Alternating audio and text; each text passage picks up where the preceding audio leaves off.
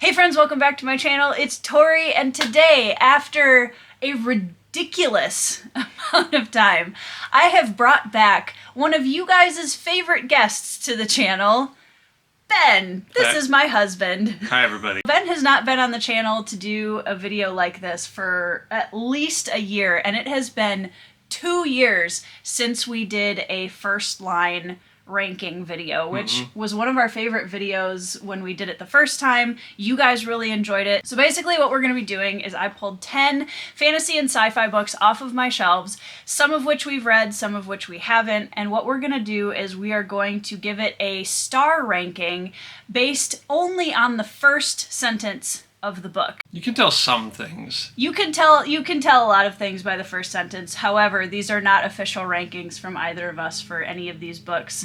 But I would love to know down in the comments below as we go along. Let us know what your favorite first lines are in this video and what you would rank them alongside us. So Ben, Yeah. what is the first book we are ranking? We've got a novel from The Expanse, Leviathan Wakes. That's book one. That's book one. By James S.A. Corey, which is actually Daniel Abraham and Ty Frank. That's interesting. And because it is shameless plug time, if you haven't read Long Price Quartet by Daniel Abraham, now is your time to do that. Please do. Take us away. What is the first line of Leviathan Wakes? Do we start with the prologue or chapter one's first line? Ooh, prologue. Sorry, I'm just... You're reading. You're cheating. You are reading. No, I want to make sure that I'm pronouncing everybody's names, everybody's ships correctly. Okay. Okay. The Scorpuli had been taken 8 days ago, and Julie Mao was finally ready to be shot. One of the things I really like is when a first line puts you in a tense situation. That's something I enjoy, and not to the point where it's confusing, but I feel like we know this is a sci-fi novel, so I can context my way through that a little bit. Like, the Scorpuli is probably, obviously, the name of a ship. But when you have the first line and my immediate reaction is, "No, Julie!" That's good. That's a good thing. Don't give up, Julie. Don't give up, Julie. We can do this. I don't know what's going on, but we can do this together. Yeah, there's all kinds of what? Wait a second, what? That makes you want to keep reading, so that's a good opening. I'm gonna give that a solid 5-star opening. I want to give it 4, just because I want to save my 5 stars for you're a curmudgeon. I don't want to just give 5 stars away. So Well, of course not. This is the first book, so I feel like this is the opposite of what happened to us last time, where you started and you were just handing out 5 stars like candy, and I was a little bit more reserved. Yep. Oh, time has changed us, I guess. All right, We're different people now. Very. Tori, yes, you got the next one. I do. All right, the next book is The Justice of Kings by Richard Swan. This is the Empire of the Wolf. Yes, Empire of the Wolf trilogy, which just concluded this last year. He put out the final book second half of 2024, I think. So we are skipping if there's an epigraph or anything like that.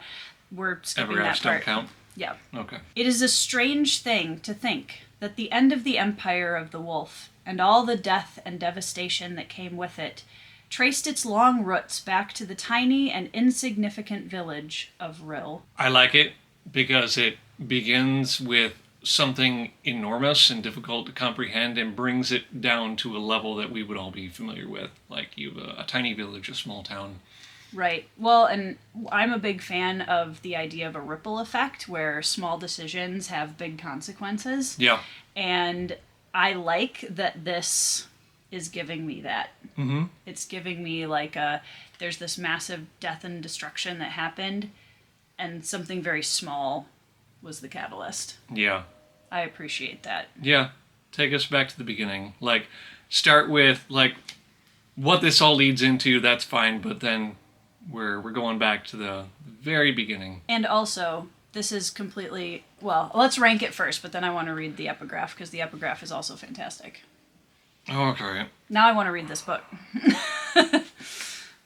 I would give this a 4-star too, because it's really good, but it's still, I feel like there needs to be something yet for me to give it a 5-star. I'm going to give this one a 5-star too, actually, because I really like both of these have been really good hooks for me personally. This is the kind of stuff that hits on themes I really like, and this is making me want to read stop the video and read the book right now, which is an excellent sign for a first line. The first epigraph at the beginning of the chapter is, "Beware the idiot, the zealot, and the tyrant. Each clothes himself in the armor of ignorance." Which is also a very awesome epigraph. So, like... It pairs very well with the first line. Good opening. Yeah. I really like that. All right, dear. All right. Do you know anything about this? No, I know nothing about this. So, show the people what you have. We have Homeland by R.A. Salvatore. This is book 1 in the Legend of Drizzt from Forgotten Realms. This is a very popular book that has been around for a long time. Drizzt is a much beloved character within the fantasy community. And I've never read anything about him, but I have had Homeland on my TBR for years. And I have no more excuses for not having read it. We're not judging the covers in this video, but like my second thought looking at this was, that's a really cool Black Panther. And my first thought was, whoa, those are some big mushrooms over on the side of the shot there. Yeah, your face. So that so that focuses on the book. Yeah. Gotcha. All right. I was just going to roll with it. I like that they have the word prelude, like, not at the top of the page, but it's... Let's show everyone the setup of the formatting. That's a cool... Yeah, that is unique very cool. way to do that, yeah. All right. Never does a star grace this land with a poet's light of twinkling mysteries, nor does the sun send to hear its rays of warmth and life. Reads like poetry. I was just about to say that. I think that's really pretty, but it doesn't give me a whole lot to go on. It goes on to describe what it's the talking Underdark. about. Yeah. Right. Yeah, but the opening line... It tells me sort of what, like, the flavor and style. I don't know if it's all like this, but I like it. To what you're saying, I don't know that I would... I think I'd give it a 3. I think I would give it a 2-star. Not because of the writing style. It's beautiful, but it doesn't tell me anything. It's very pretty sounding, but there's nothing like grounding in it. There's nothing that makes me go, oh, this is where we're going. I like the language. That's why it boosts up to a 3. But otherwise, it would probably have been a 2. Well, you are a poet first. Well, there we go. So, yeah. Checks out. Tori, what's up next?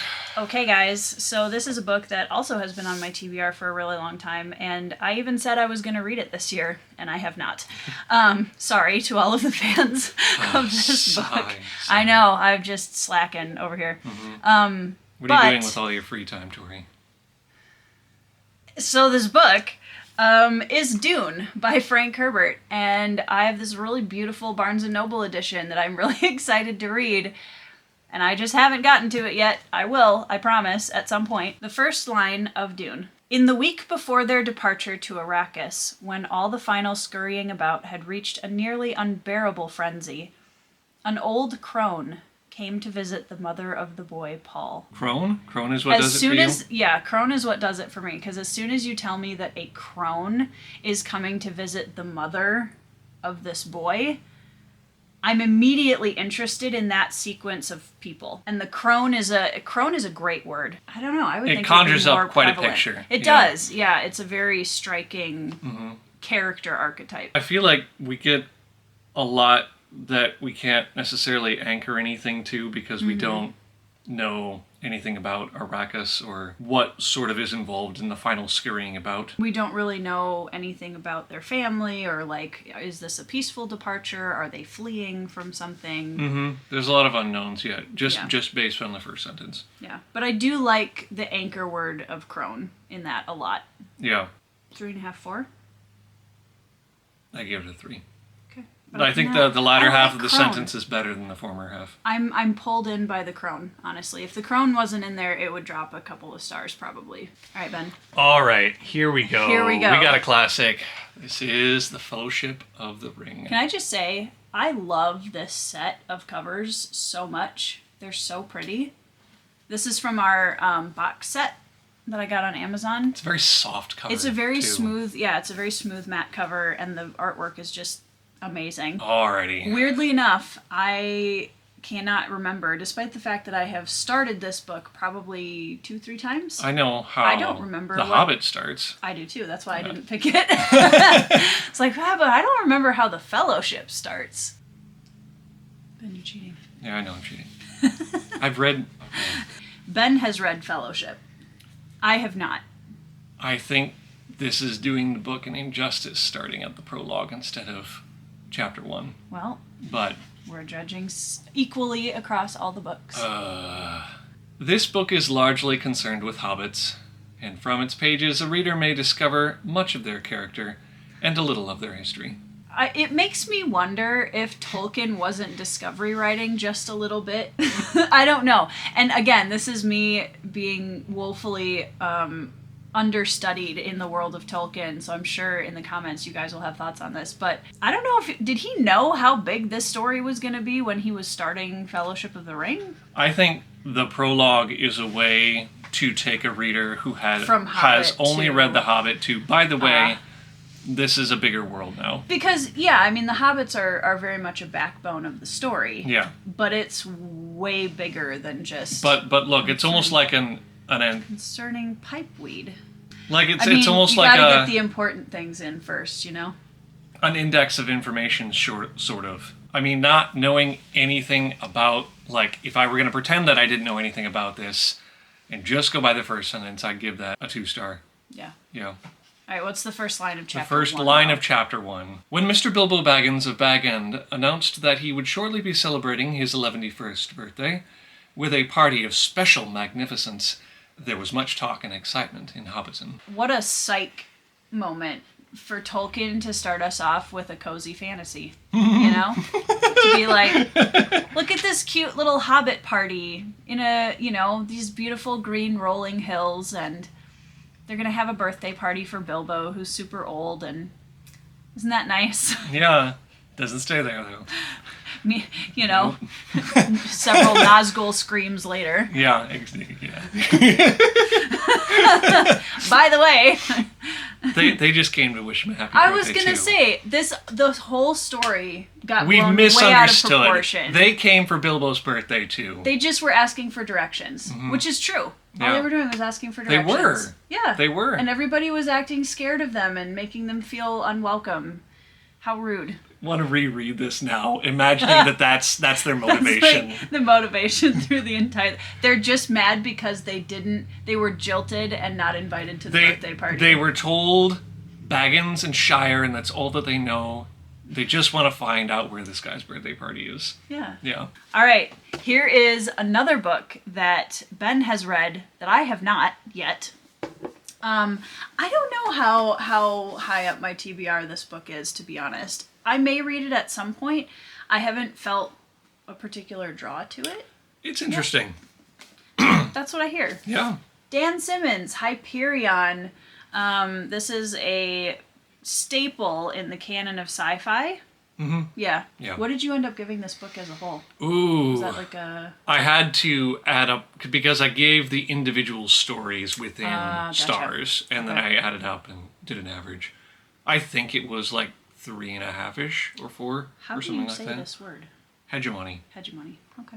All right, the prologue's first sentence is, the Hegemony consul sat on the balcony of his ebony spaceship and played Rachmaninoff's prelude in C-sharp minor on an ancient but well-maintained Steinway, while great green saurian things surged and bellowed in the swamps below. That's a good first line. I want to give this one a 5-star. Yeah, I would give that one a 5-star. Music is underrated. When I first read that line, I immediately stopped and went and looked up the song and listened to it, because I knew that the author put it in here to set the vibe and the tone for what was going to come. Yeah. And, like, that's cool. Yeah. It's neat. Did you feel like it did set up the tone? Oh, yeah. Interesting. Mm-hmm. I'll have to, if I read this, I will have to go and listen to it first. It's oddly, like, music gets referenced in this book at odd times, and it is worthwhile, like, pausing and just including it in the experience of reading it. Oh yeah, I can. If somebody was going to go to that much trouble to mention it specifically, there's a reason. So what I love about this is there's a really interesting mix of things, because you have the Ebony spaceship, which is a futuristic visual. You have Rachmaninoff's Prelude in C sharp minor, which like was written a long time ago, but it's like something that we're aware of in the present. And then you have these great Greek, and a Steinway, like my mom has played Steinway on Steinway pianos before. And then you have these like dinosaur things from a swamp. So it's a really interesting, like, What a past, strange present, picture. future Yeah. kind of visual that I really like. I find that really interesting, and there's a lot of information in that that's all a hook. Yeah. Ooh, wow, this is a chunk. We have Jonathan Strange and Mr. Norrell. This is a book that neither of us have read. We both have read Piranesi by Susanna Clarke. And this one has been highly recommended for you and also recommended to me. Books this large, though, like, make me nervous to start because I don't know what I'm getting into. You know, I hate to bring this up, but if you don't like it, you can DNF. I know. You can do that. But if I'm sort of kind of liking it, then I won't, and that might be like another year and a half that's just spent reading a book. Oh, that is kind of neat. A cool artwork in the front of the book. Yeah. Oh, there's another More one. artwork. There we Mr. go. Norrell. I love the artwork. The artwork is fun. Don't read it. Some years ago, there was in the city of York a society of magicians. I kind of like it. Like, I don't need to be given everything. Like, just a little bit. It starts with a concept. And That's maybe why I like it. As soon as somebody says a society of magicians, I immediately get a, well, actually, vibe. Which I'm not mad at, because the idea of a bunch of snooty magicians in a society, I'm here for that, I guess. Well, and you're reading this within the context, technically, of, like, 1806 to 80. So this is 1800s. When it says some years ago, it's not talking about, like, modern day. I give it a 4-star. But that's only because I'm given enough to be curious. I'm going to give it a 3-star. Like, I'm wondering, they're magicians. Are they, like, sleight of hand magicians, or are they magic magicians? You know? And if it's the 1800s in our world, is it, like, are they secret? Are they known? Is it part of society? You know, that kind of thing. No, okay. I shouldn't think about this too hard. Commit. Yeah, commit. 4-star.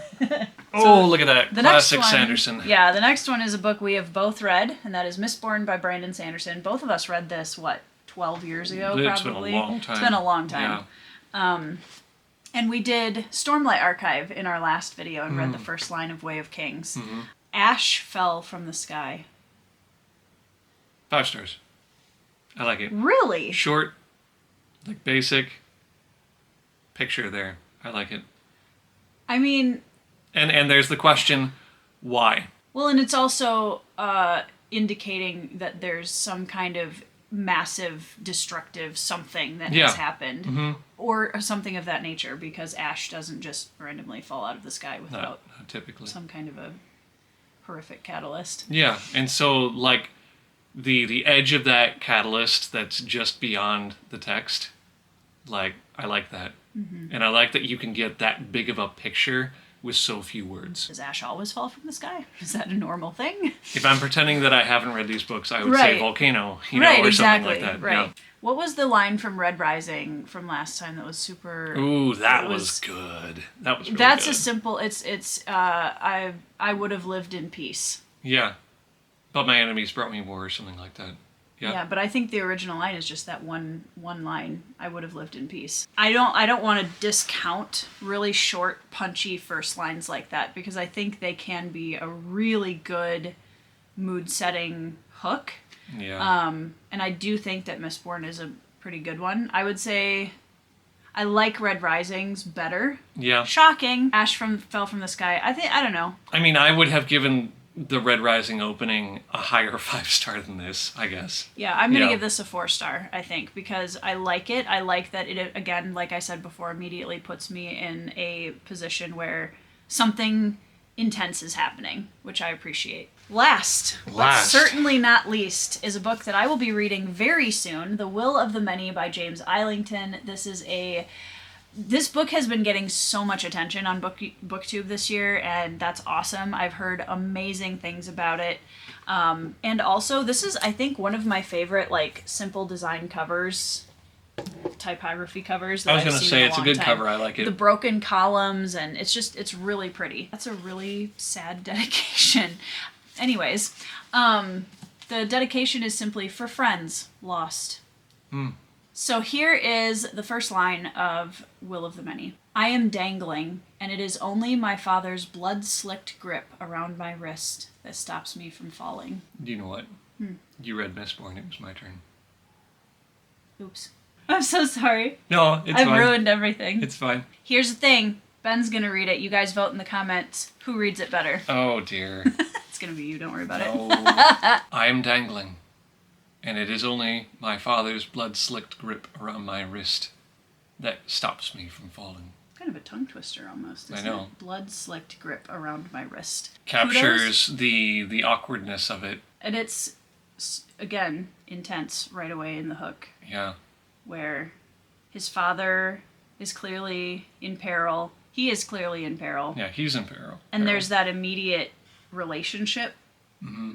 Yeah. I'm going to say 3-star, though. Oh, really? Yeah. I give I like it. 4-star. But I want a little bit more. Mm-hmm. Like, I'm dangling over what? And it is my father's blood. Like, you know, if there was like one extra detail. I don't know what I would need in it to make it a 5-star. I don't think I want more details. It's a 4-star for me. All right, everybody. We have officially ranked the first lines of 10 more fantasy books. I'd love to know down in the comments what you guys liked, which one was your favorite, if you disagreed with any of our rankings. And Ben, do you have anything you would like to add? It has been a long time since you've been on the channel. Hi. Sorry, I've been gone for so long. I keep bothering him to be in videos with me. Yeah, this is fun. I like this. This is kind of fun. So yeah. Also, if you want Ben to do book reviews, leave a note down in the comments, because that's another thing that I'm trying to get him to do more of, because he's really good at them. With all my free time. Yeah. Yeah, with all your free time. Mm-hmm. But thank you for jojoining me on the channel. Hey, it's been a pleasure. Thank you. Everybody, I hope you are having a fantastic week. I hope you are reading 5-star reads. Let's try that again. Everybody, I hope you're having a great week. I hope you are reading 5-star reads. And we will see you in the next video. Bye, everybody.